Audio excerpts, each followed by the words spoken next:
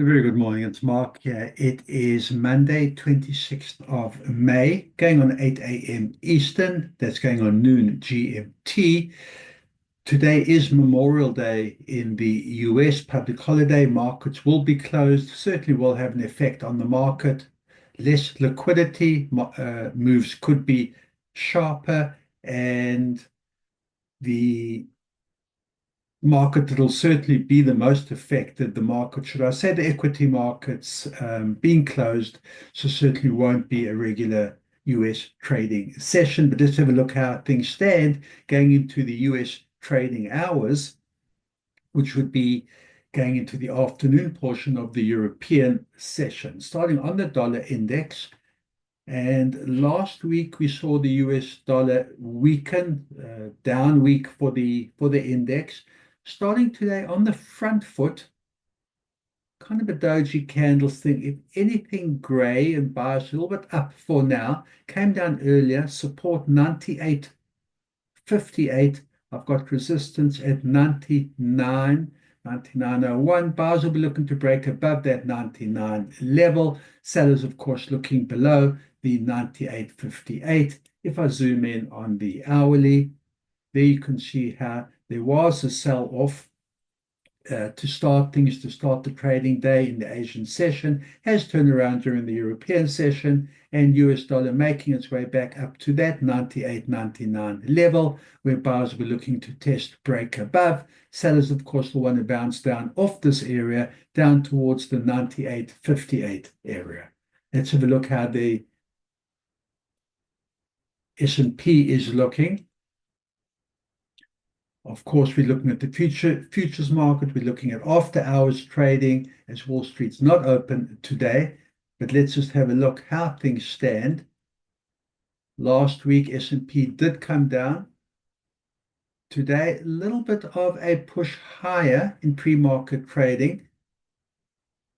If anything, opened, gapped a little lower, but has made its way back. I can see support at 5,854.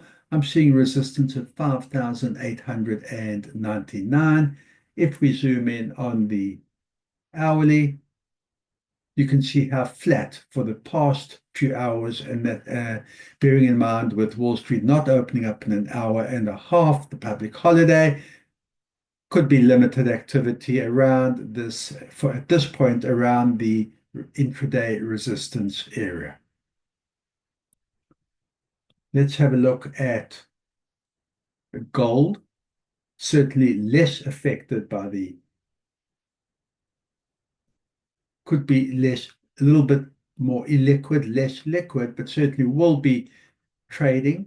And let's have a look how gold stands. Gold had a good week last week. Strong gold, fought back nicely, and especially on Friday was a big day for gold. Right now, sitting kind of in the middle of Friday's range. We've got support at 3,320. I've got resistance at 3,353, both within Friday's range. Buyers will be looking to test that resistance up here at 3,357. Sellers looking below the support at 3,323.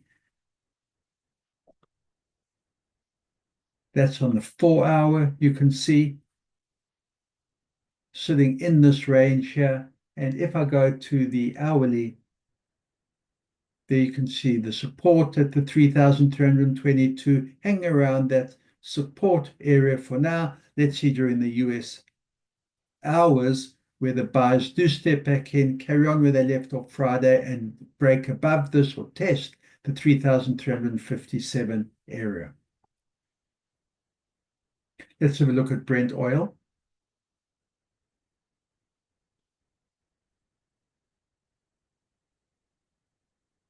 Bit of a gap up to start the day. Closed on Friday at $64.38 and then opened at $64.58. Resistance 64.71 and support at 63.92. Coming down, red on the day. However, a higher high, a higher low. That's because of the early move upwards. We'll see again if buyers can come up and test this resistance at the 64.74. Look at 63 $5 on the upside. Sellers they'll be looking to maintain below that 64 level and test the support at 63.92.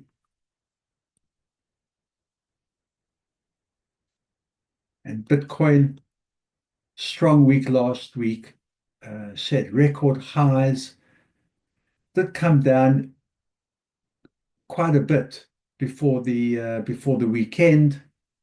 Some profit taking, overbought RSI conditions, came all the way back down to around the 107,000 level, but has fought its way back. Demand for Bitcoin, for cryptos generally, and today resistance at 110.2 thousand, and I've got support at 108.6 thousand. I think buyers will be looking up at this resistance area and will be eyeing the all-time record high close to the 112,000. Sellers will be looking to break below the 108,000 support today at a minimum to try and turn this uptrend around. Good trading, keep that discipline, and I will see you at the end of the day.